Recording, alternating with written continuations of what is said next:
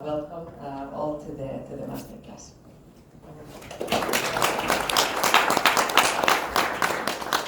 Thank you, Marisa. Thank you very much, everybody, ladies and gentlemen. For us, it's a pleasure to stay you here, try to learn more about Alvarinhos grapes and Rías Baixas denominación de origen. I hope you like the wines. I hope you stay comfortable, and after we finish this masterclass, you have the opportunity to learn more speaking with the people came from Spain to stay here to help you. Okay, no more to say. Thank you very much and enjoy the class. So I will introduce Steve. I think she's very well known by all of you. We have worked together for several master classes, and she's very knowledgeable about Spanish wine. She's, I think, in very good hands to explain Alvarinho and to explain Rías Baixas. So thank you so much, and I hope you enjoy the wine.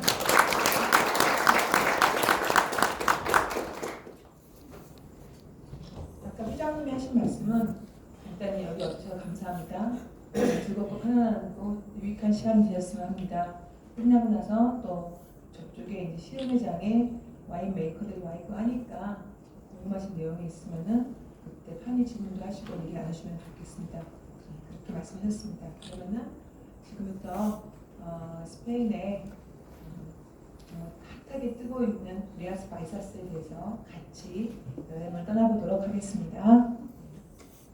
제가 자꾸 움직여서 목소리 잘 안 들리면 언제든지 손으로 말씀해 주세요. 자, 먼저 그림을 하나 보여드리겠습니다.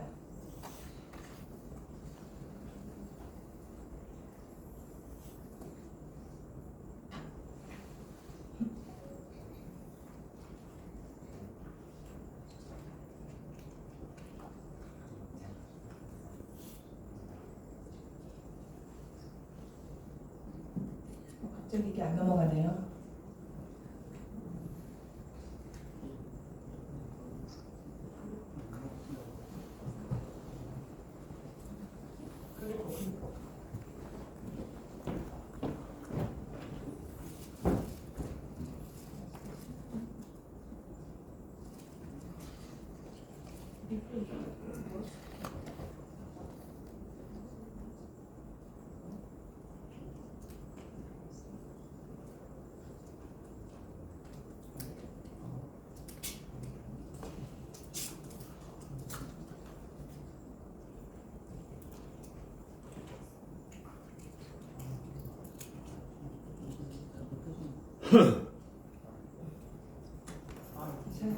죄송합니다. 예. 시작하도록 하겠습니다. 이거는 다분히 의도적인 사진입니다. 우리가 리아스 바이사스 시작하기 전에 이거는 그냥 스페인의 한 지역 사진이에요. 보시면 어떻습니까? 느낌이 인상이 상당히 건조하고 되게 드라이하면서 뭔가 좀 이렇게 삭막한 느낌이죠. 예. 또 보여드릴게요. 이거는 스페인의 또 포도밭이에요. 근데 보통 이렇게 노블 방식이라 해가지고 아무거나 없다는 그런 구조물, 트레디스 없이 구조물 없이 포도나무를 심은 건데 역시 좀 이렇게 휑하고 드라이하고 이런 느낌이죠. 예. 자, 그런데 리아스 바이사스는 이렇게 우리가 지금 봤던 굉장히 건조하고 되게 더운 것 같은, 되게 덥고 건조할 것 같은 스페인하고 어떻게 다른지, 뭐가 리아스 바이사스의 특별한 거냐 보도록 하겠습니다. 웃지 말아주시고. 그린 스페인, 리아스 바이사스 갈리시아 지방을 일컫는 말이 그린 스페인입니다. 그냥 빠라빠라, 죄송합니다. 파라가 뭘까? 저 높은 곳에서. 오늘의 이제 제가 여러분한테 던지는 키워드입니다. 접니다. 예. 궁금한데? 아하. 리아스 바이사스와 알바리뇨. 여러분 안 웃으니까 제가 설명하네요. 그린 스페인은 리아스 바이사스고, 그다음에 파라라는 거는 바로 알바니언 품종을 재배하기 위한 트레이닝 방식이죠. 예. 그럼 지금부터 같이 여행을 떠나보도록 하겠습니다. 보시면은 아까 앞에 봤던 것과 달리 굉장히 파란파란 그린그린하죠. 제가 일부러 이제 그걸 대비되기 위해서 보여드리는데 지금 보시는 게 리아스 바이사스의 아주 전형적인 포도 같은 모습입니다. 화강암 기둥이 서 있고 그 기둥을 따라서 이렇게 포도나무가 덩크로 올려서 이렇게 포도 열매가 위쪽에 마치 저희 어릴 때 학교에 등나무 있는 것들, 등나무 밑에 열매 달려 있는 것처럼 이런 모습으로 되어 있습니다. 그래서 굉장히 특이한 그런 모습을 갖고 있고요. 이 지역의 기후와 어떤 지형학적인 특징을 반영하는 그런 트레이닝 방식이고 그런 포도밭 풍경입니다. 이것도 마찬가지고요. 그린하다는 걸 보여드리려고 가져왔습니다. 자, 그래서 오늘 보실 거는 알바리뇨하고 리아스 바이사스고요. 자, 리아스 제가 이제 몇 개 사진을 와인 폴리에서 가져왔는데 리아스 바이사스는 보시면은 갈리시아라는 전체 스페인 전체 이베리아 반도 전체에서 가장 북서쪽에 위치한 동네에 위치했습니다. 갈리시아 안에 리아스 바이사스라는 해안가에 그런 와인 산지가 있고요. 스페인의 와인 산지 중에서 가장 작은 산지 중에 하나입니다. 그래서 보시면은 이 내륙쪽에는 지금 안 보이지만 굉장히 1000m가 넘는 그런 높은 산들이 굉장히 동그랗게 거의 이렇게 주변에 둘러싸고 있고 한가운데는 메세타 고원지대가 있고 앞에서 아까 보여드렸던 사진처럼 굉장히 건조하고 아주 여름이 뜨거운 일조량이 높은 그런 지역들이 많이 있는데 그것과 아주 대비되는 스페인에서 가장 독특한 지역 중에 하나가 갈리시아라고 보시면 되겠습니다.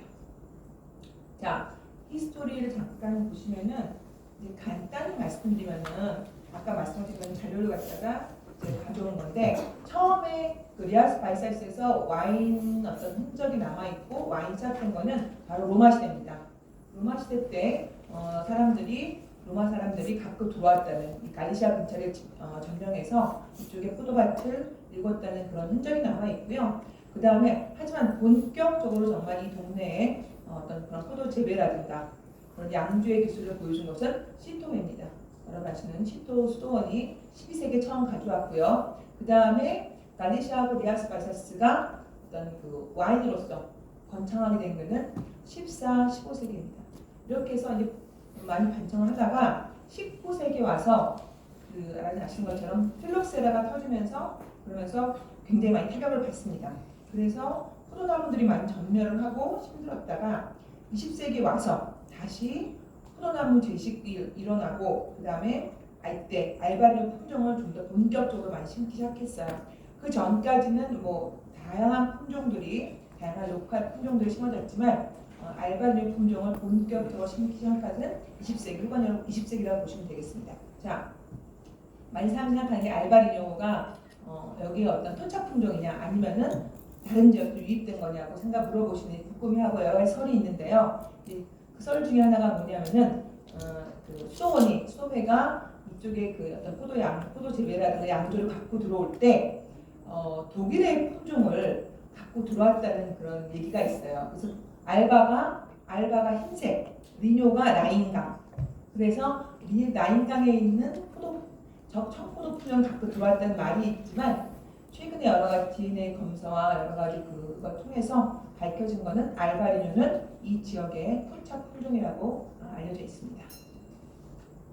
자, 알바리뇨의 약간 그 수치를 볼까요? 먼저 리아스 바이사스의 처음 그런 리아스 바이사스 디오가 생긴 것은 1988년이에요.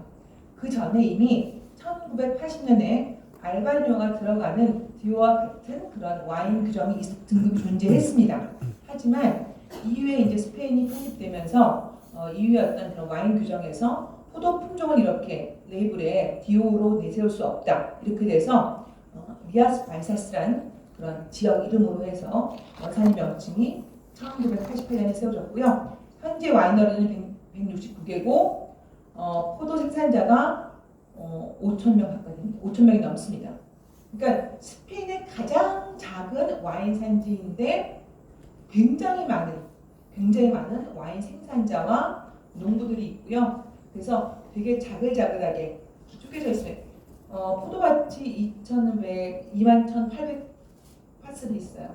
포도밭이 있으니까 굉장히 작게 생산자에 따라 혹은 세부 지역에 따라 그쪽의 지역이나 어떤 때로와 이런 기후에 따라 잘게 쪼개져 있습니다. 자, 기후는 되게 중요한데요. 알바리뇨가 다른 와인 산지와 구분할 수 있는 가장 중요한 그런 조건이 바로 기후입니다. 바로 메리타임, 해양성 기후예요. 해양성 기후라는 것은 바다가 옆에 있어서 바다 영향을 받는 것이 해양성 기후죠. 해양성 기후의 반대말이 대륙성 기후입니다. 대륙성 기후는 주변에 바다가 없는 거고, 근데 이 해양성 기후 사실은 두 가지로 나눠져요. 지중해성 기후와 그냥 해양성 기후, 보통 선해양성 기후라고 부르기도 하는데, 이제 지중해성 기후는 바다가 근처에 있지만 굉장히 건조하고 아주 굉장히 일조량이 많은 그런 건조한 지역이고요. 그에 비해서 해양성 기후는 바다가 옆에 있고 지중해성 기후보다는 좀 더 강수량이 많은 그런 좀 더 서늘한 약간 더 습도가 있는 그런 그 기후가 바로 해양성 기후입니다. 그런데 이렇게 습도가 있고 서늘한 기후되지만 중요한 거는 일조량이 굉장히 높습니다. 2,200시간. 그래서 이런 그 일조량 때문에 그 리아스 바이사스가 좋은 그런 그 와인 산지로 조건을 갖추고 있습니다. 그래서 1년의 평균 강수량이 1170에서 1150이니까 우리나라랑 비슷해요. 우리나라가 한 1400에서 많이 올 때 한 1700까지 온다고 그러거든요. 그러니까 강수량이 비슷한데 훨씬 더 좋은 많은 일조량을 갖고 있기 때문에 와인 산지에 적합하고요. 중요한 품종은 역시 알바리뇨입니다. 알바리뇨가 전체의 97%고, 그 다음에 누레라 블랑카, 그 다음에 오늘 테이스팅한 제일 까이뇨, 그 다음에 트레이사드라, 트레이하드라 이런 것들이 이런 품종들이 있습니다.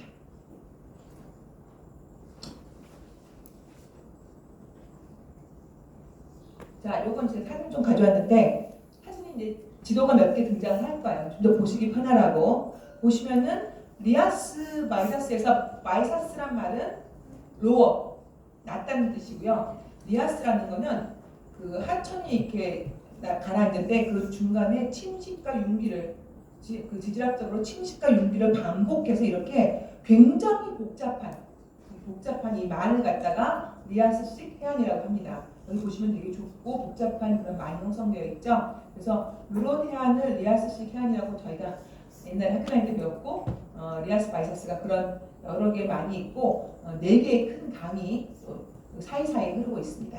자, 그래서 보시면은 5개의 중요한 세부 지역, 서부존이 존재하고 있고요. 그 다음에 포르투갈하고 국경을 맞대고 있습니다. 요건 좀 더 쉽게 보실 수가 있습니다. 그래서 리베라 두 우야, 그 다음에 말도 살네스, 그 다음에 소토마요, 그 다음에 콘다도 두테아, 그 다음에 오로잘, 이렇게 5개의 세부 지역이 존재하고 있습니다. 마지막에 보시는 오로잘이나 콘다도 두테아 같은 경우는 포르투갈과 바로 미뉴 강을 놓고 바로 경계선에 있는 곳이죠. 자, 그래서 이 지리학적과 기후적인 것을 볼 건데, 제일 여러분이 중요하게 기억하실 2개의 키워드는 뭐냐? 아까 말씀드린 메리타임, 해양성 기후라는 거. 그 다음 그 해양성 기후는 대서양의 영향을 받는다는 거. 이것이 리아스 바이사스의 독특한 특징을 형성하는 데 굉장히 중요한 조건이 되고요. 또 하나 중요한 건 뭐냐면은 토양입니다.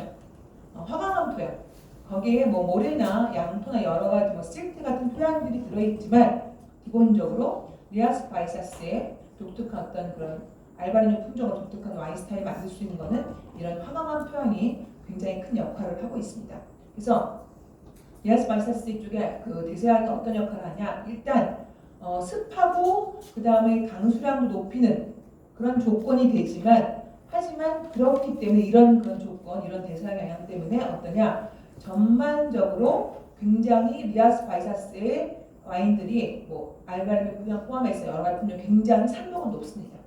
높은 산도, 굉장히 프레쉬하고 와인을 굉장히 청량하게 만들 수 있는 그런 산도를 가져올 수 있는 게 이렇게 대서양 영향, 즉 해양성 기후 영향입니다. 그래서 굉장히 아로마틱하면서 뭐랄까 되게 그 상큼한 바삭바삭한 그런 산도와 향기로운 꽃향기 이런 것을 보실 수 있고, 가끔은 이렇게 와인에서 중간에 이렇게 약간 피지한, 약간 탄산 느낌도, 그런 청량한 느낌도 보실 수 있는 것이 바로 이렇게 해양성 기후, 대서양 영향을 받은 해양성 기후의 영향이고요. 그 다음에 이 그래니트 토양이라는 거는 어떤 역할을 하냐? 굉장히 일단 그래니트는 화강암이죠. 와인에 굉장히 많은 미네랄 리치를 볼 수가 있고요. 제가 딴 토양은 많이 조사 못해도 여기가 워낙 그래니트 토양이 좀 중요해서 그런 화강암 토양에 어떤 영향을 미치는지를 조금 조사해 봤어요. 그래서 간략하게 제가 몇 개 급하게 조사했었는데 잠깐 말씀을 드릴게요. 왜 화강암 토양이 이쪽에 리아스 바이사스에서 중요하고 와인 산지의 라임스톤, 석회질 토양도 굉장히 프리미엄 와인이 나오는 곳이지만 또 이렇게 화강암 토양도 중요하거든요. 그래서 이 화강암 토양이 어떤 역할을 하는지 조금 말씀을 드리면요. 일단 화강암 토양이 존재하면은 돌이잖아요. 돌이고 이 화강암은 기본적으로 옛날에 그 화산 폭발 이래가지고 생긴 그런 볼케닉 그런 스톤 돌 중에 하나고요. 그 다음에 좀 잘 부서집니다. 그래서 이게 좀 이렇게 큰 화강암이 있으면 포도를 재배할 수가 없겠죠. 이게 이렇게 부서져서 시간이 지나고 풍화가 되고 하면서 부서져서 이렇게 작게 약간 사암 같은 형태로 부서지게 되고요. 화강암 토양이 많이 있으면 일단 뭐가 좋으냐? 굉장히 배수가 잘 됩니다.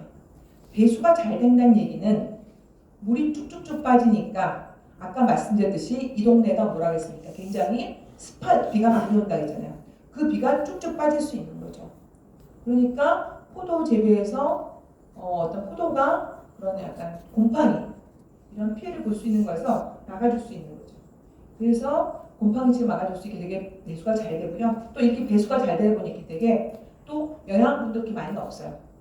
어떤 영양분이라든가 어떤 그런 물도 쭉쭉 빠지기 때문에 전반적으로 척박한 토양을 구성하고 있고 이러다 보니까 이렇게 영양분이 이렇게 고여있지 않고 계속 이렇게 밑으로 빠지다 보니까 전반적으로 여기 심는 포도나무들은 뿌리를 깊게 내리게 됩니다.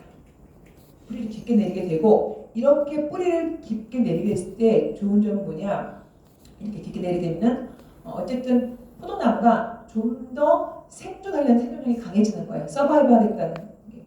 그래서 요즘같이 기후 변화가 심하고 그 다음에 막 온도가 올라가서 표피가 되게 그 토양이 덥고 전반적인 기후가 더울 때도 깊숙이 뿌리를 내리고 있기 때문에 또 생존력이 강하기 때문에 훨씬 더 다른 어떤 토양에 비해서 포도나무들이 잘 생존할 수 있는 그런 게 높고요. 아까 말한 것처럼 또 굉장히 팡팡 튀는 그런 미네랄리티와 그다음에 산도를 아주 상큼한 산도를 가져올 수가 있습니다.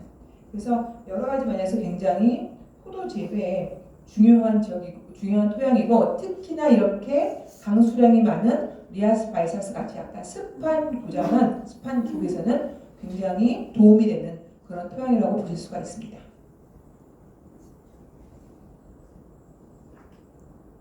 자, 이게 이제 리아스 바이사스의 학교에서 나오는 지도인데요. 보시면은 5개의 지역이 나눠져 있고 보시면은 살레스 같은 경우는 바로 바닷가예요.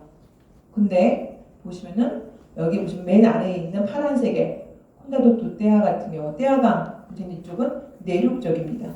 그래서 전반적으로 리아스 바이사스가 해양성 기후라고 말씀을 드렸지만 하지만 이렇게 또 내륙 쪽에 있는 서부조는 좀 더 대륙성 좀 영향을 받게 되고요. 산악지대거든요. 그래서 약간 기후나 때와가 다른 조건을 형성하게 됩니다. 그러면은 5개 한번 세부 지역을 보도록 할까요? 5개의 세부 지역 중에 가장 중요한 지금 여러분 지역에서 보시면 지금 주황색, 오렌지 컬러입니다. 말도 살레스, 말이라는 것은 계곡이라는 뜻이고 여기에 최상급 다 들어가요. 첫 번째, 올리스트.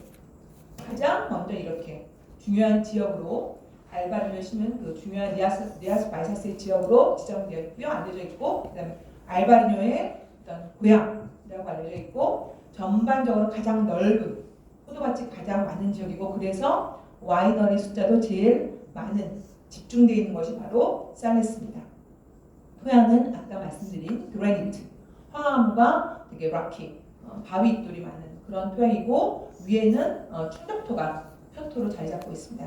평균 기온이 12.5도뿐이 안 돼요. 되게 낮은 편, 되게 서늘한 편이죠. 그래서 또 쿨리스트, 가장 서늘하고 가장 습도가 높은 그런 지역입니다. 그러니까 여러분이 상상하실 때 전반적으로 와인이 레드보다는 화이트에 적합하고 그다음에 산도가 좋기 때문에 산도가 좋을 수 있는 그런 기후 때문에 산도가 좋을 수 있는 그런 지역을 아실 수 있죠. 그다음에 두 번째 지역이 아까 말씀드린 콘다도 노떼아 이쪽 지역은 두 번째로 큰 지역인데 떼아라는 그런 카운티 쪽에 있고 그다음에 전반적으로 산악 지역이에요. 그러니까 앞에 보셨던 살레스는 바닷가 쪽에 있고 이는 좀 더 내륙 쪽에 산악 지역에 위치하고 있고 토양은 역시 그래니트 화강암인데 여기는 약간 또 슬레이트가 뭐냐면은 리슬링 지역 쪽에서 리슬링을 재배하는데 되게 중요한 토양이죠. 평암. 그런 평암이 많이 있습니다. 그래서 앞에 보시는 말도 살레스보다는 뒤에 있는 지역이 훨씬 좀 더 따뜻하고 더 드라이한 조건을 갖추고 있습니다. 그래서 연평균 기온도 약간 차이가 있습니다. 여러분이 이따가 시험에 보시면은 약간 와인이 세부 지역에 따라 차이를 어떤 산도라든가 어떤 바디감 이런 차이를 보이는 거를 아실 수 있을 겁니다. 자, 그 다음에 보신 세 번째 지역은 오로잘. 앞에 있는 살레스처럼 되게 중요한 지역인데요. 여기도 화강암 베이스고 포르투갈이랑 다 국경을 딱 맞대고 있습니다. 그래서 사실은 이쪽 지역에 리아스 바이사스 말고 바로 아래에 있는 포르투갈 아래쪽에 미뉴 베르데라고 해서 미뉴라는 그런 포르투갈의 지방은 또 역시 같은 품종으로 비슷한 스타일의 와인이 많이 있죠. 그래서 이쪽 로셀 같은 경우는 특히나 화강암 어떤 그런 토양의 초전토가 있고 테라스 많은 포도밭들이 바다와 강 사이에 민유강 사이에 위치해 있기 때문에 이렇게 테라스식으로 경사면에 포도밭들이 위치해 있어요. 이렇게 강이 있고 바다가 있다는 것은 사실 되게 좋은 조건이죠. 어떤 조건이냐? 강을 또 끼고 있다는 것은 강에서 반사역을 받을 수 있기 때문에 좋은 조건을 갖추고 있고요. 그 다음에 리베이라 도 우야라는 지역은 가장 최근에 만들어진 세부존이고요. 그 다음에 수도마요라는 지역도 있습니다. 가장 작은 서부존입니다. 그러니까 크게 세 개의 중요한 지역은 아까 봤던 살레스, 그 다음에 오로잘, 그 다음에 여기 나왔던 콘다도 도떼아 이렇게 세 지역이라고 보시면 되겠습니다. 이 세 지역이 특히나 이제 또 알바리뇽 품종으로 많이 심어진 지역입니다. 이게 이제 말씀드린 오로잘의 테라스 모양의 그런 포도밭들입니다. 착하지 않습니까? 사진 열심히 갖다 붙여요. 이렇게 또 무서운 분들이 많아서 웃질 않네요. 젊은 언니 오빠들은 많이 웃어주는데 넘어가도록 하겠습니다.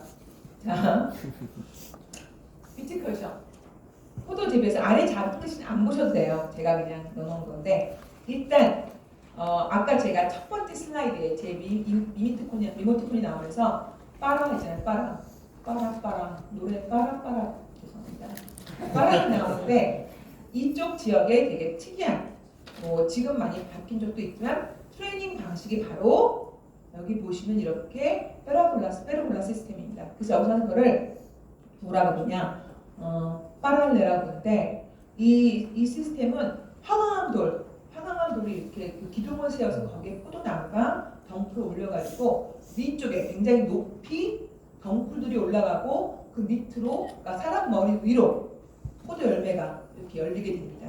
이 방식이 왜 중요하냐? 왜 이 리아스 바이사스 쪽에 이 방식을 쓰냐면은 전통적으로 이 지역이 아까 말한 것처럼 해양성 기후, 바다가 근처에 있어서 그래서 약간 습한 기후대로라서 포도나무를 지표해서 습기가 올라왔으면 지표에서 멀리 띄우는 거예요. 그래서 높게 트레이닝하는 방식입니다. 그래서 높게 트레이닝 방식을 갖다가 저희가 페르볼라 시스템이라고 부르고 특히 여기는 화강암이 많으니까 그 화강암 기둥을 이용해서 이렇게 트레이닝을 했고요. 그래서 이렇게 했을 때 특히나 높이 뛰면서 지표에서 멀어져서 습기는 멀어지고 대신 또 많은 햇살을 받을 수 있고요. 또 한편으로는 너무 햇살이 지나칠 때 그러니까 이렇게 리아스 바이사스처럼 습한 지역뿐 아니라 아브루조 같은 그런 지역도 이런 방식을 써요. 왜냐하면은 위에 포도 잎사귀가 이렇게 또 포도나무가 그러니까 너무 더울 때 포도 열매를 가려줄 수가 있거든요. 그래서 이렇게 지역에 따라 트레이닝 방식이 가장 많이 쓰는 거는 기호 방식을 많이 쓰지만 홀동이나 다 그렇게 하는 게 아니라 지역의 기후와 때로에 따라 그런 트레이닝 방식은 달라질 수가 있습니다. 그래서 최근에는 이 방식을 응용해서 에스팔데라라는 그런 그 제네바 더블 커튼 방식을 이쪽 방식으로 이렇게 지역해서 응용한 그런 트레이닝 방식을 쓰고 있고요. 전반적으로 이런 방식을 뭐라 그러냐? 수평 트레이닝 방식입니다. 보통 우리가 알고 있는 거는 이렇게 쭉쭉쭉 위로 오르는 수직 트레이닝 방식이죠. 이게 수평 트레이닝 방식이라고 보시면 되겠습니다. 자, 그래서 좀 더 사진이 보시면 여기 지금 포도 열매가 열린 게 보이시죠? 예, 그런 방식이고 그냥 줄여서 파라란 말 씁니다. 파라란 말 쓰고 특히나 포도를 건조하게 습게 해서 멀게 해서 곰팡이 어떤 그런 피해로부터 줄일 수 있는 방식입니다. 지금 이렇게 수학을 하고 있어요. 그러니까 이렇게 높게 머리 위로 하니까 사실은 수학하기 힘들겠죠. 쉽지 않습니다. 그래서 이런 파라 방식을 할 때 오히려 인건 노동력이 많이 들고 인건비가 올라갈 수 있다는 거죠. 밑은 이렇게 관광하고 있네요. 그늘을 지나가면서. 포도나무 그늘 아래. 웃고 싶을 때 웃으세요. 자, 보시면은 이런 방식이 최근에 바뀐 제네바 더블 커튼 수평 방식이죠. 제가 사진을 이렇게 가져왔습니다. 또 응용된 여러 가지 방식이 되게 응용된 여러 가지 방식인데 이렇게 아까 수평 방식으로 그다음에 좀 높게 트레이닝 한다는 것만 기억하시면 될 것 같습니다. 자, 그다음에 보시면은 와인 양조하고 와인 테크닉에서 조금 말씀을 드릴게요. 먼저 이제 그 양조 방식에서 첫 번째 지금 많이 시행되고 있는 방식이 프리퍼멘테이션 마세레이션입니다. 혈액효 마세레이션이라고 부르는데요. 이거는 여러분이 잘 아는 거죠. 발효 전 침용입니다. 침용이라는 거는 저는 항상 옛날에 강의할 때도 침용이라는 말이 너무 어렵다 그랬는데 쉽게 얘기해서 고체를 액체에 담가서 고체 성분이 액체에 우러나오는 것이 침용이고요. 이것뿐 아니라 커피도 그렇고 염색약을 만들 때도 그렇고 많은 경우에 쓰이죠. 그래서 특히 이쪽 지역에서 이렇게 발효 중에 침용은 색과 알코올 도수가 나오는데 발효 전 침용은 어떻게 하는 거냐? 일단 온도를 굉장히 낮춰서 5도 이하로 낮춰서 뭘 얻는 거냐? 포도가 갖고 있는 그런 향을 얻기 위해서 많이 발효 전 침용을 합니다. 그래서 요즘에 리아스 바이사스도 발효 전 침용을 많이 하고 있습니다. 필리피와 마세라션은 같은 말이고요. 그래서 여기는 공기가 닿지 않게 해서 좀 더 많은 프레시한 과일향을 얻기 위한 방식이라고 보시면 되겠습니다. 그 다음에 와일드 이스트를 야생효모를 많이 쓰고 있는데 이거는 꼭 리아스 바이사스뿐 아니라 요즘에는 여러 가지 올가닉 혹은 비오다니믹 방식 때문에 이렇게 야생효모를 쓰는 거는 일반화되어 있는 일인 것 같아요. 그 다음에 배럴 퍼멘테이션하고 에이징이 있는데 사실은 리아스 바이사스는 알바리노라는 품종과 와인 스타일이 그렇게 오크를 많이 쓰는 방식이 아닙니다. 오크 숙성을 하거나 그렇게 오크 플레이버, 오크의 풍미를 많이 가져오는 방식이 아닌데 좀 더 와인이 좀 풍미를 갖추기 위해서 이렇게 배럴, 꼭 그런 프렌치 오크 아니어도 이렇게 배럴에다가 나무통에서 발효하거나 특히 화이트 와인이니까 가볍게 오크 풍미를 얻기 위해서 오크통, 나무통 숙성이 아니라 이렇게 나무통 발효를 하기도 합니다. 그래서 좀 더 많은 풍미를 가져오고요. 특히나 해가 좀 더 빈티지가 더 없고 일조량이 풍부해서 나오는 포도가 당도도 높고 좀 더 바디감이 있을 때는 좀 더 오크의 그 풍미를 많이 살리기 위해서 오크에 넣어서 살짝 에이징을 하기도 합니다. 그래서 최근에는 이렇게 오크 에이징을 한 리아스 바이사스, 알바리노 와인들이 나오기도 하지만 이게 일반적인 것은 아니고요.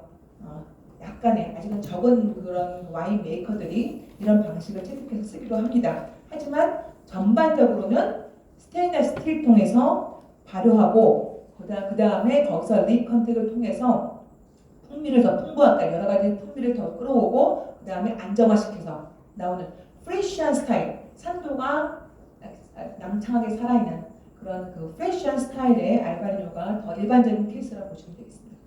말로라트 퍼멘테이션도 전반적으로는 하지 않는 것이 일반적인 많습니다. 그러니까 하지 않는 경우가 많고요. 이건 왜 그러냐? 알바리노가 갖고 있는 산도를 충분히 살려주기 위해서 젖산 발효는 하지 않는 게 일반적이지만 저희가 소비뇽 블랑도 그렇고 리슬링도 그렇고 그런 걸 하지 않는다고 알고 있지만 또 생산자에 따라서 왜 우리 포도는 우리 와인은 했을 때 훨씬 맛있어. 난 할 거야. 아 그럼 하는 거죠.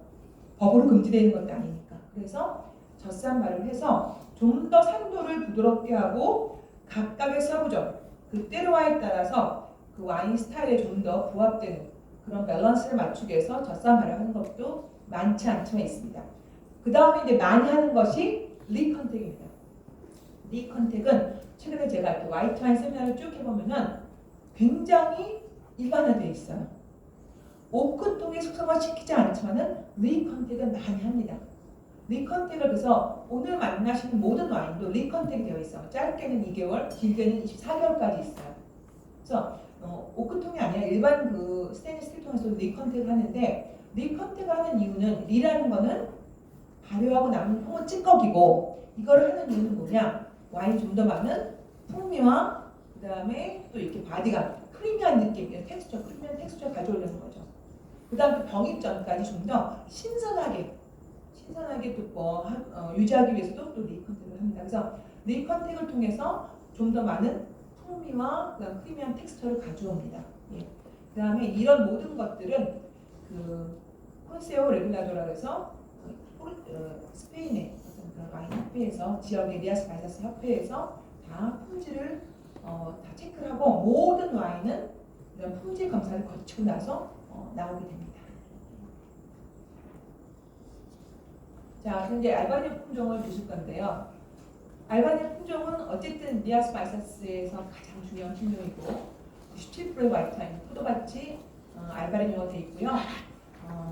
저도 되게 정말 제가 이 오늘 세미나를 잘 못해도 제가 되게 기다리고 좋아했던 거는 리아스 바이사스 와인을 너무너무 좋아해요. 좋아하고 또 그런 이유가 처음에 스페인에 갔을 때 스페인에 정말 좀 다 스페인 와인이 진하고 뭐 알코올도 높고 하진 않지만 전반적으로 레드 와인이 많고 좀 더 좀 진하고 한데 이렇게 상큼한 마치 저희 젊은 시절을 보는 것 같은 이런 상큼한 와인이 있다는 것이 너무 반가웠어요. 그래서 지금도 알바니아 와인, 리아스 바이사스 와인 되게 좋아하는데 이 알바니아 품종이 어떤지 조금 알아보도록 하겠습니다. 뒤에 나오는 슬라이드는 제가 강의 때 쓴 거라서 그냥 좀 그래도 그냥 봐주시기 바랍니다. 자, 일단 아까 말한 것처럼 알바니아의 중요한 특징은 서늘한 지역에서 서늘하거나 약간 모더레이트 그 지역이 잘 자라고요. 그래서 갈리시아는 리아스 바이사스가 들어있는 큰 지방이죠. 그리고 여러분 글래디에이터라는 영화 보셨습니까? 아마 젊은 분들이 많아서 하지만 우리 서희석 대표님은 보셨을 것 같습니다. 예.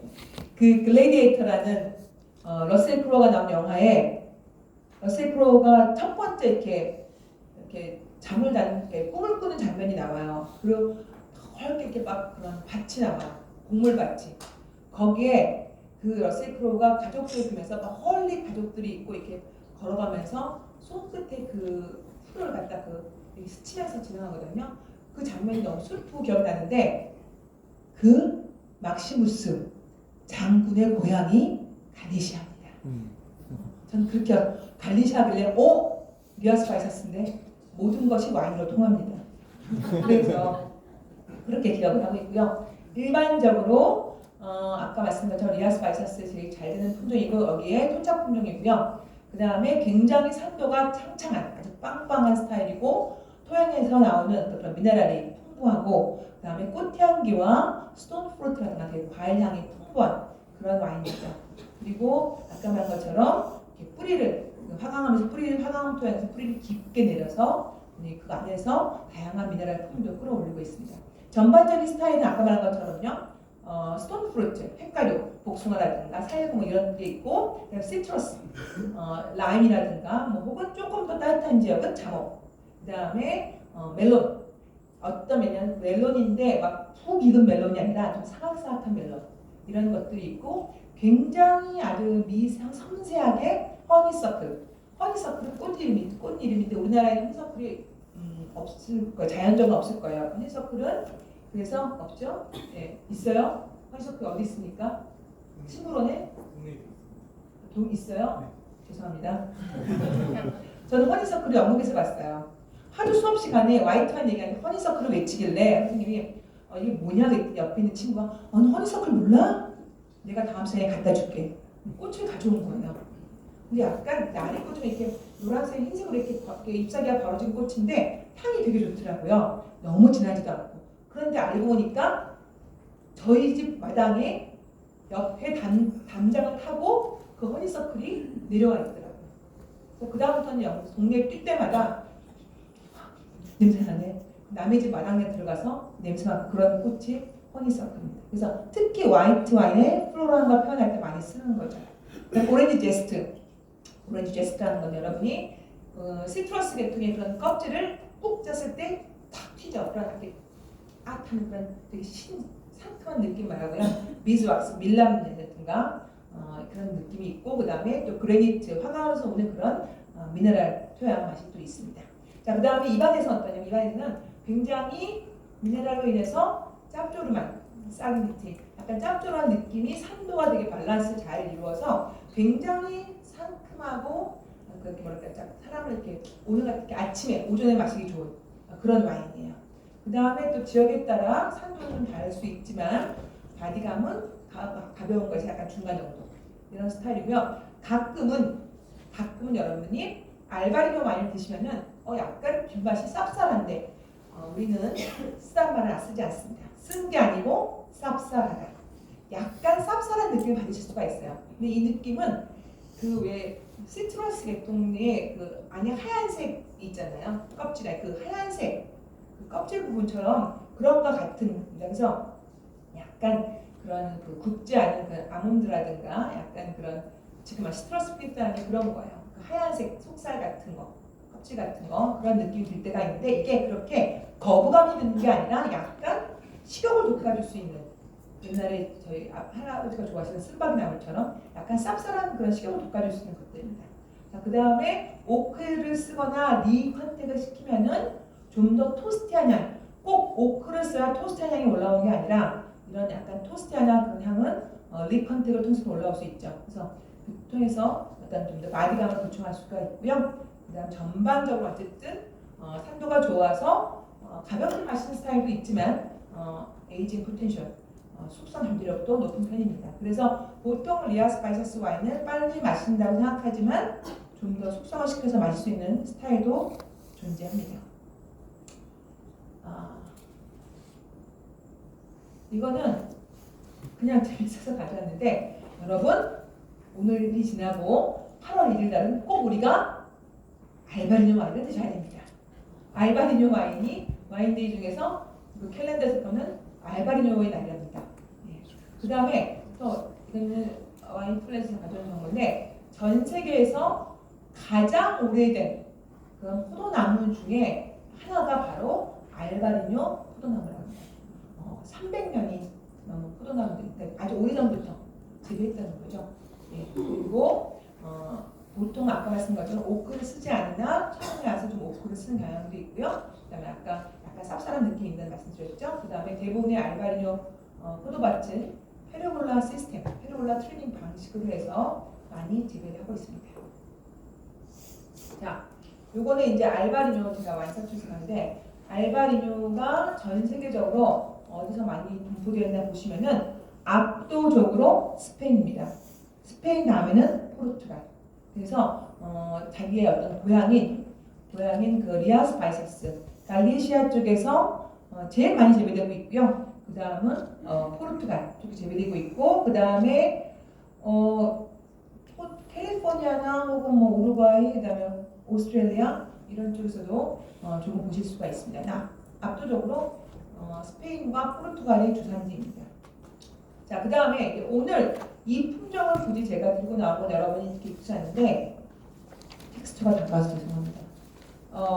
텍스트가 이 품종을 말씀드린 이유는 이따 시험하실 때 이 품종이 등장을 합니다. 그래서 이따 시험에 등장하는 두 개의 품종은 더 추가적으로 설명을 드리도록 하겠습니다. 일단 루레이로나 혹은 루레라가 그런데 이제 스페인 쪽은 루레라고요.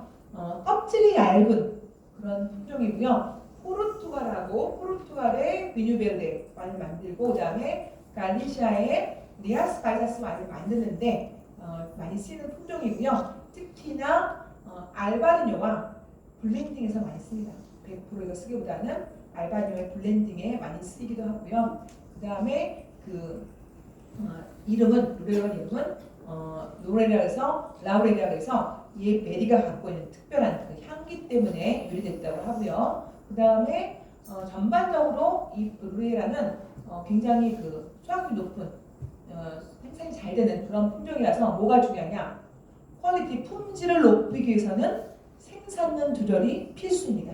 그래서 전반적으로 포도밭에서 매니지 잘해서 생산량 조절을 잘해야지 얘가 그 리스크나 같이 굉장히 섬세하고 그다음에 디테일이 있는 그런 그 아로마틱한 품종으로 태어날 수가 있습니다. 자, 그래서 전반적인 특징은 어떠냐? 오렌지, 그다음에 아카시아 꽃향기, 그다음에 오렌지나 그다음에 산도가 좋고요. 전반적으로 알코올 도수는 낮은 편입니다. 아까 말씀드린 것처럼 이제 블렌딩 많이 하고 점점 되게 약간 가볍고 상큼한 화이트 와인 유행하니까 이런 그 가벼운 이 품종도 많이 유행을 하고 있고요. 그 다음에 이렇게 루레로가 들어있는 와인 드셔보시면은 약간 와인에서 탄산기를 입안에서 약간 탄산 피지한 느낌을 느끼실 수도 있습니다. 청량감을 주기 위해서 약간 남겨놓는 거죠. 자, 그 다음에 음식 매치는 아까 알바니오도 그렇고 얘도 그렇고 이제 먼저 이걸 말씀드리고 제가 알바니오 말씀을 안 드리는데 조개가 들어가는 어패가 들어가는 어떤 그런 음식들 뭐 여기 뭐 굳이 서양 음식이 아니어도 여기 뭐 그 아시아 음식 베트남 음식을 예를 들었는데요. 그 뭐 베트남 음식이나 뭐 그다음에 뭐 롤, 스프링 롤 같은 것도 괜찮고 그다음에 조개가 들어있는 그런 요리들 잘 맞습니다. 뭐 씨푸드 뭐 어느 거나 세비체 같은 거나 먹어도 괜찮고요. 그래서 맛있게 드실 수가 있고 그다음에 아까 붙였던 알바리오 품종은 굉장히 약간 그 스파이시한 약간 향도 있고 하는데 굉장히 다양한 매칭이 하는데 알바리뇨가 특히나 또 저희한테 잘 맞는 거는 우리한테 잘 맞는 거는 아시아 음식 같은 게 잘 맞출 수가 있습니다.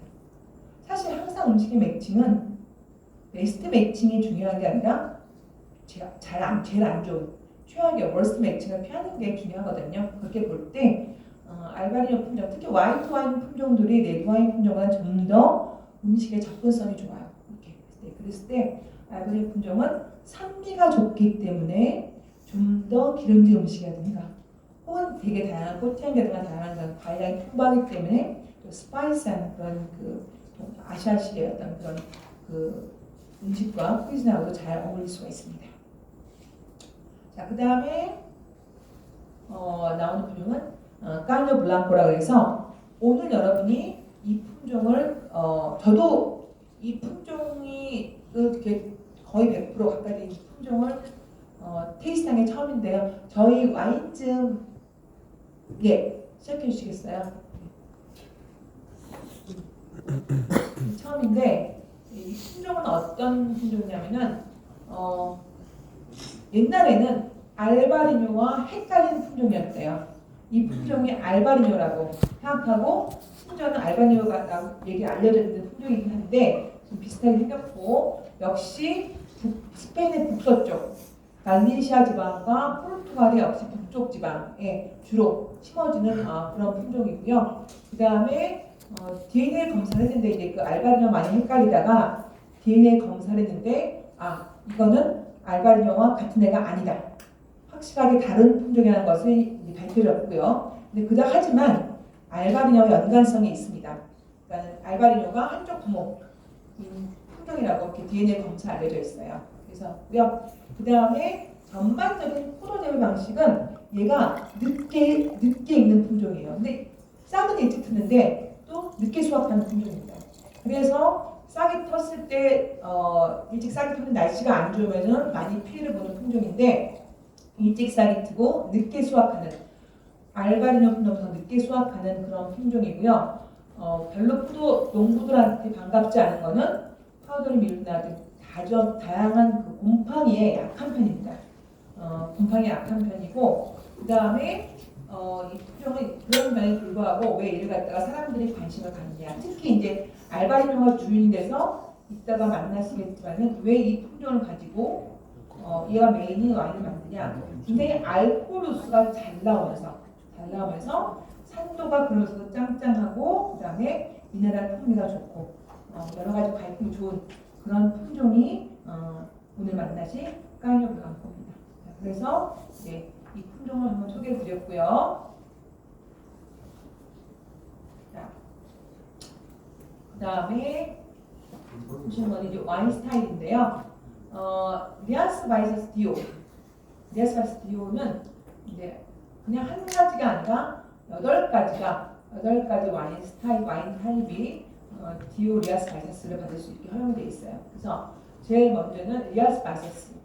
그냥 리아스 바이서스 디오라 그러면 거기에 품종이 블렌딩이 될 수도 있고 여러 가지 다양성을 포괄하는 것이 바로 리아스 바이서스 디오입니다. 가장 포괄적인 여러 개가 포괄하는 것이 리아스 바이서스고요.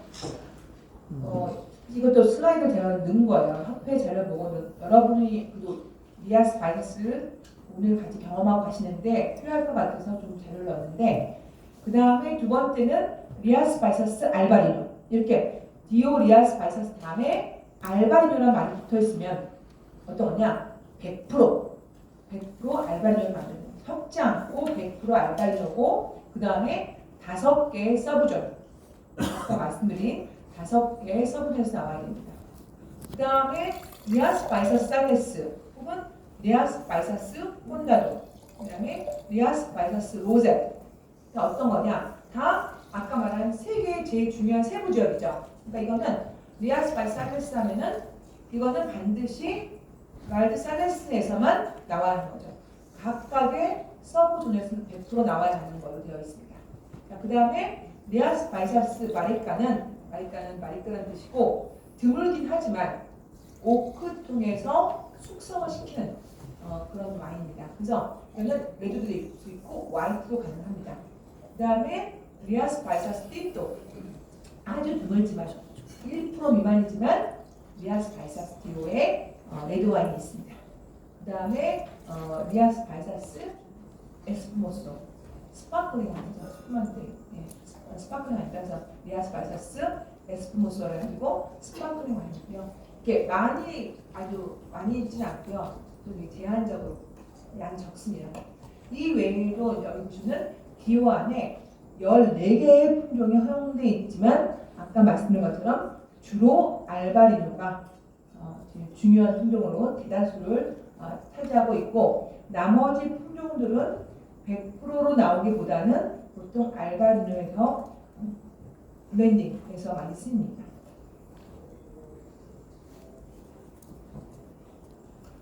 사진을 하나 썰렁하게 하나 가져왔어요. 뭐냐? 보시면은 마리카라고 써 있잖아요. 네, 리아스 바이서스 마리카. 이건 뭐냐면은 바리깡이 아니고 죄송해요. 자꾸 이렇게 올드한 이름만 앞에서 어떤 분은 백리아 대표님 저 째려보고 있네요. 한시바라는 뜻이 이렇게 그 오크 썼다는 표시가 나오는 거예요. 여러분이 네이버에서 이런 걸 아시면은 그냥 오크 썼구나. 보시면은 살레스, 콘다도, 로자 이런 지역을 기억하시면은 이거는 이 세부 지역에서만 나왔구나. 그럼 살레스와 콘다도는 스타일이 약간 차이가 있겠다. 콘다도가 좀 더 따뜻한 지역이 좀 더 크리미하고 좀 더 바디감도 있고 산도도 조금 더 부드러울 수 있겠구나. 좀 더 익은 과향이 나겠구나라고 짐작해 보실 수가 있겠죠. 예. 그 다음에 전반적으로 어쨌든 와인 스타일은 리아스 바이서스는 대부분이 화이트 와인입니다. 아까 말씀드린 레드 와인은 굉장히 드물고요.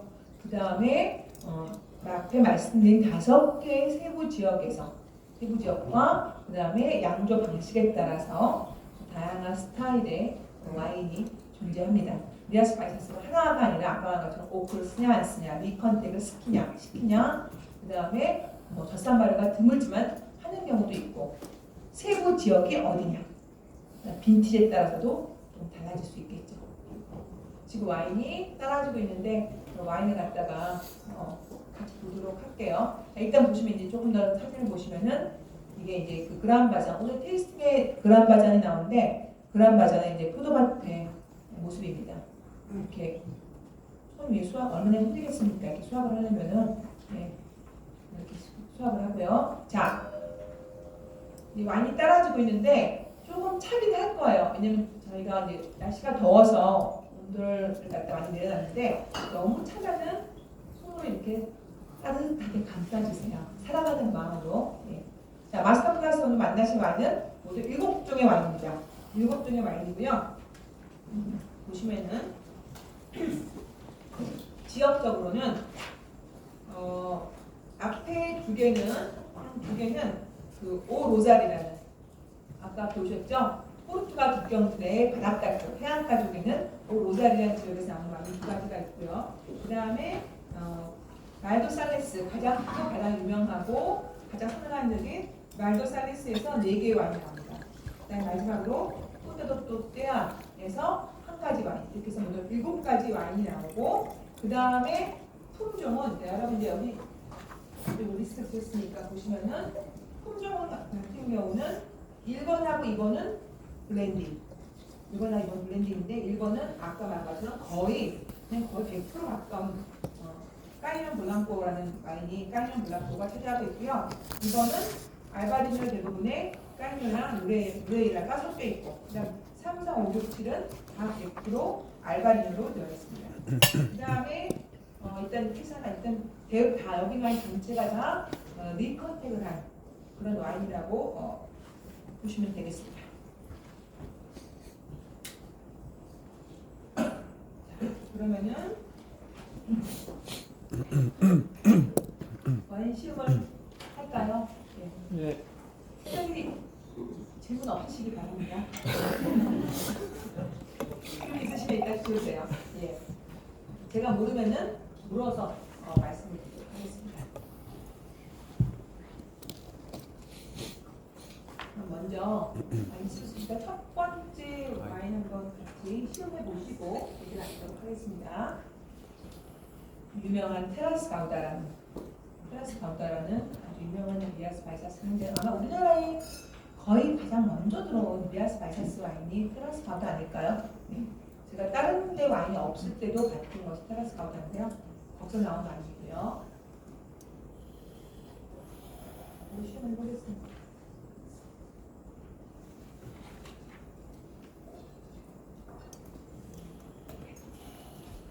색깔은 보다시피 지금 떨어진 와인들은 다 색깔이 좀 더 많이 창백한 편이죠.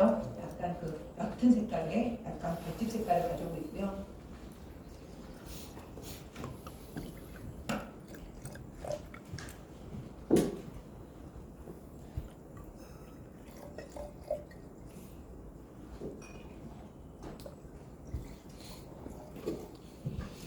이런 더운 여름날 빈속에 시내보는 이런 상큼한 화이트 와인은 축복인 것 같습니다. 한 10몇 개고 나면 속이 쓰리겠지만 아직까지는. 자, 첫 번째 와인을 시음해보셨어요? 시음하셨습니까? 얘기할까요? 네. 이 와인은 테라스 가우다에서 만든 와인이고요. 그 다음에 라마르 데 테라스 가우다라는 와인인데 오로자리라는 보시면은 여기 아래쪽 포르투갈경도 있고 민유강이 흐르고 있는 이쪽에 아래쪽에 있는 곳이 남았고요. 그 다음에 오로자리 말도살레스하고 똑같이 해안가 쪽에 있으나 아까 말씀드린 것처럼 좀 더 위도가 낮고 따뜻한 지역이에요. 그래서 약간의 평균 온도가 차이가 있습니다. 그래서 이 드신 와인이 정말 특이한 거는 까이뇽 블랑코라는 아마 여기 계신 분들도 저처럼 아마 이 품종을 처음 드시는 그러니까 이렇게 거의 100% 처음 드시는 분들도 많을 것 같습니다. 그래서 이 품종인데 저는 아까 사전 시음을 했는데 보통 사전 시음하면 와인 맛이 없거든요. 근데 굉장히 상큼하고 되게 이 품종에 대해서 다시 보게 됐어요. 아 이런 알바리뇨 말고 이런 품종도 이렇게 맛있게 와인 만드는 품종이 있구나라고 생각하는데 되게 상큼하고 재배는 쉽지 않은 것 같아요. 아까 말한 것처럼 굉장히 어떤 그런 곰팡이 예민하고 그 다음에 늦게 수확하는 그 생장 기간이 긴 품종이라서 재배가 쉽지 않아서 인기가 있지는 않지만 그렇지만 충분히 어떤 매력적인 것이 있는 것 같습니다. 전반적으로 굉장히 그 미네랄 같은 것도 되게 잘 올라오고 있고요. 그다음에 얘 같은 경우는 워낙 껍질이 두꺼워서 얘가 갖고 있는 그런 그 껍질에서 나오는 그 아로마 같은 거는 충분히 얻으려면 굉장히 치명 시간을 길게 가지고 합니다. 다른 거 부위에 비해서 치명 시간을 그러니까 사전 프리 퍼멘테이션 마세레이션 사전 발효 전 치명 시간을 좀 길게 가져가야지 얘가 본인 아로마를 충분히 끌어올릴 수도 있고 그렇게 끌어올릴 경우는 굉장히 상큼한 그런 아주 꽃향기가 있는 그런 아로마를 보일 수가 있고요. 그 다음에 산도가 되게 좋아서 산도가 이제 산도가 7.1g이에요. 산도가 좋아서 숙성 잠재력도 높은 와인이 바로 첫 번째 라마르 데테라스 가우다입니다. 그래서 딱 봤을 때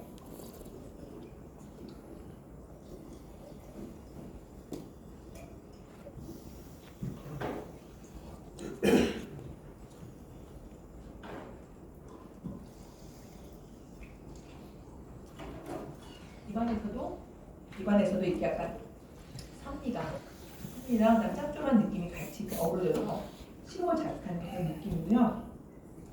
아주 막 농익은 과일은 아니지만 약간 사각사각한 그런 파인애플이라든가 뭐 이런 메론 같은 그런 향도 있고 스톤프루트, 복숭아 같은 거. 근데 이제 복숭아가 물이 줄줄 흐르는 백도가 아니라 약간 제가 좋아하는 딱딱이 약간 단단한 그런 단맛이 조금 덜한 그런 복숭아 향도 갖고 있습니다. 그래서 되게 상큼하면서도 그다음에 바디가 너무 가볍거나 하지 않고 의외로 생각보다 보통 이제 제가 솔직히 말씀드리면 마스터 클래스를 하면은 보통 1번 알기 제일 가볍고 제일 그냥 상큼한 스타일이에요. 근데 생각보다 약간 댄슈도 있고 그래서 이게 좀 놀랐어요. 산미도 있고 바디감도 있고 굉장히 매끄러운 스타일의 그런 와인인 것 같습니다.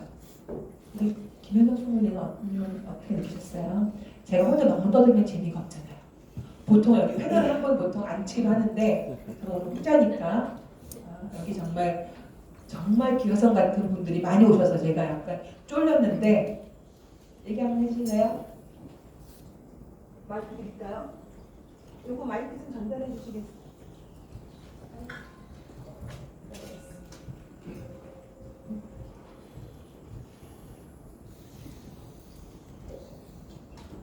나오지 않을까? 네, 저도 처음 보는 포도품 중이고 처음 경험해봐서 이게 일반적인 티피컬한 에바리뇨랑 어떤 점이 다른가를 한번 생각하면서 마셔봤는데요. 일단 좀 향의 농도 자체가 일반적인 에바리뇨가 좀 더 시트러스하고 좀 더 그린 캐릭터들이 많은 와인이라면 얘는 앞서 보여줬던 이야기처럼 좀 더 오렌지라든지 열대과일 같은 농익은 과일들이 좀 더 있는 것 같고요. 그리고 에바리뇨의 캐릭터 중에 하나인 비터니스, 페놀릭 비터가 이 와인은 많지는 않은 것 같아요. 그래서 좀 더 약간의 살짝의 잔당감도 있는 것 같고 미네랄의 캐릭터랑 산도가 균형적이어가지고 굉장히 맛있게 마셨습니다. 그쵸? 맛있죠? 맛있더라니까요. 아까 딱 말씀하신 것처럼 잔당이 그렇게 3.4g 잔당이 3.4g 그러니까 뭐 보통 드라이 와인인데 생각보다 이렇게 잘 익은 과일향토에 그런 약간 그런 느낌이 있고 상당히 깔끔하면서도 말씀하신 것처럼 비트니스 약간 쌉풀한 느낌이 좀 넣고 이게 저도 신기하다 그리고 되게 맛있다 이런 표정도 있구나. 이게 또 마스터 클래스의 어떤 그런 묘미가 아닌가 싶습니다. 생각했고요. 자, 두 번째 와인 보도록 하겠습니다. 그래서 두 번째 와인 시음할게요. 제가 역시 혹시 사람 여러분한테 이렇게 뭔가 의견을 여쭈는 거는 뭔가 여러분이 아는 거를 이렇게 밝히셔야 되거나 뭐 이건 틀리고 옳은 게 없잖아요. 틀리고 맞는 게 없잖아요. 그냥 이렇게 같이 시험을 하면서 여러분이 또 같이 어떤 의견을 주시면은 같이 여기서 또 다른 분들도 참석하신 분들도 다른 사람은 이렇게 느낄 수 있지 않나 하는 것 같다 같이 공유할 수 있기 때문에 제가 이렇게 좀 부탁을 드리면은 매주 부탁드리면은 찌려보지 마시고 좀 해주세요. 자, 두 번째 와인은 알토스 데 또라노 로자. 역시 로자 와인입니다. 앞에 것은 2021 빈티지고 지금 거는 2022 빈티지입니다. 22 빈티지인데 이 빈티지는 제가 빈티지 조사를 아주 짧게 봤는데 2022는 스페인 전체가 너무 힘들었던 아주 굉장히 더웠던 그런 빈티지랍니다. 그러니까 굉장히 날씨가 덥고 건조하고 엄청 더워서 되게 농부들이 힘들었고 그다음에 일단 이게 더우면 이렇게 날씨가 더우면 무슨 문제가 있냐 너무 건조하면 포도알이 작겠죠. 그러니까 일단 수확량도 줄어드는 거예요. 포도알을 작고 이렇게 커지지 않고 그다음에 되게 언제 수확을 해야 될지 너무 날씨가 더우니까 온도가 더우니까 언제 수확할지 수확 시기를 결정하기 굉장히 어려웠대요. 왜냐면 수확을 너무 당도에 따라 그냥 수확 시기를 정하면은 그럼 나머지 폴리페놀 성분이 안 익을 수도 있고 충분히 형성이 안 될 수도 있어서 되게 고민했던 시기인데 그런데 하나 좋았던 점이 있대요. 하나 좋았던 점이 특히 뭘까요? 제가 얘기할게요. 네. 곰팡이 피해. 굉장히 건조할 때 특히 이 갈리시아 지방 리아스 바이사스는 비가 많이 오기 때문에 항상 그런 밀드라든가 곰팡이의 어떤 그런 피해를 걱정하는데 특히나 갈리시아 지방은 그런 곰팡이 피해가 없었던 그런 걱정이 필요 없었던 그런 빈티지가 2020이라고 합니다. 전반적으로 되게 좀 어렵고 더웠고 앞으로 계속 이런 기후 변화에 대해서 좀 심각하게 고민을 해봐야 될 그런 때가라고 스페인 전체에서는 느꼈던 빈티지고 그나마 오히려 갈리시아 지방은 워낙 습한 그런 지방이라서 좀 피해가 덜했던 게 아닌가 싶습니다. 그리고 어떤 표현이 나오냐면은 스페인 전체에서는 젖산 발효를 할 필요가 없는 아주 좋은 빈티지다. 그쵸, 산도가 높지 않으니까 너무 더웠으니까 그런 말이 있었네요. 자, 그 다음에 이제 그에 비해서 아까 시험하셨던 2021 빈티지는 반대로 굉장히 서늘했던 빈티지라고 합니다. 그래서 서늘해서 갈리시아는 워낙에 약간 습한 지방이고 비가 많이 오는 곳인데 그럼에도 불구하고 좀 더 비가 많았던 그런 습했던 그런 빈티지가 2021 빈티지라고 합니다. 보도록 하겠습니다. 똑같이 로잘이고요. 토양은 화강암 기본 토양에 모래와 그 다음에 모래 토양이 얹어 있고 전반적으로 투하가 잘 되는 그런 비스커스적인 토양입니다.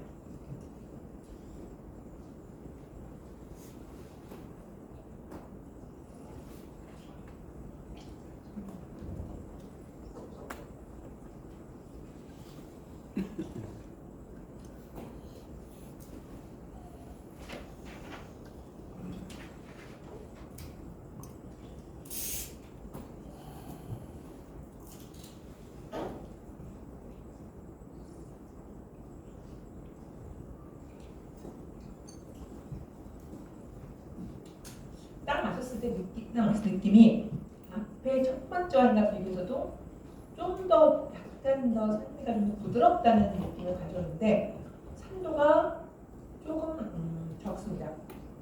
6.6g이고요. 그 다음에 그 대신 굉장히 드라이해요.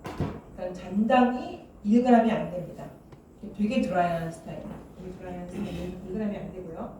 그 다음에 알코올 도수 13%고 3개의 품종이 들어가 있습니다. 그러니까 지금 이거는 앞에 거는 거의 까니용 품종이라고 보시면 되고 이거는 알바린 75%에 까니용, 그다음에 무레이라가 섞여 있습니다. 그래서 섞여 있는 와인들 각각 포도 품종은 각각 따로따로 수확해서 따로따로 양종하고 리컨테까지 인디비주얼 따로따로 뒀다가 마지막에 이렇게 블렌딩해서 나왔다고 합니다. 전반적으로 컬러는 여기 다 그렇지만 되게 옅은 색 그런 아주 옅은 그런 옐로우 컬러에다가 보시면 살짝 워낙에 이게 와인이 약간 영하고 2021 빈티지니까 되게 영하죠. 그러니까 푸르스름한 약간 그런 녹색 기운이 주변에 감도고 있고요. 좀 더 전형적인 약간 더 알바리뇨 쪽의 느낌을 보여주는 와인인 것 같습니다. 약간 아까 똑같이 사각사각한 그런 스톤포트나 그런 약간 가벼운 열대가 여기 있고 시트러스한 느낌 그런 것들이 있고 그 다음에 그에 비해서 리컨택을 지금 6개월 했기 때문에 아무래도 이렇게 텍스처는 좀 크리미한 느낌을 가져올 수가 있어요. 그러니까 이런 것 같아요. 요즘에 와서 전에보다 리아스 바이서스나 어떤 소비뇽 블랑은 알바리도 그렇고 소비뇽 블랑도 그렇고 이렇게 리컨택을 많이 하는 이유는 산도가 짱짱한 건 좋은데 입에서 너무 빨리 와인이 탁하고 플랫하거나 너무 가벼운 거를 벗어나서 좀 더 크리미하고 라운드한 텍스처를 가져오기 위해서 좀 더 많은 풍미를 가져오기 위해서 산도를 유지하면서 그래서 이렇게 리컨택을 많이 하고 효과를 좀 보는 것 같습니다.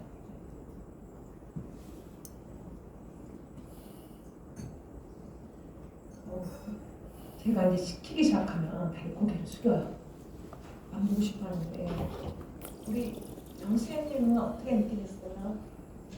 네. 마이크 드릴까요?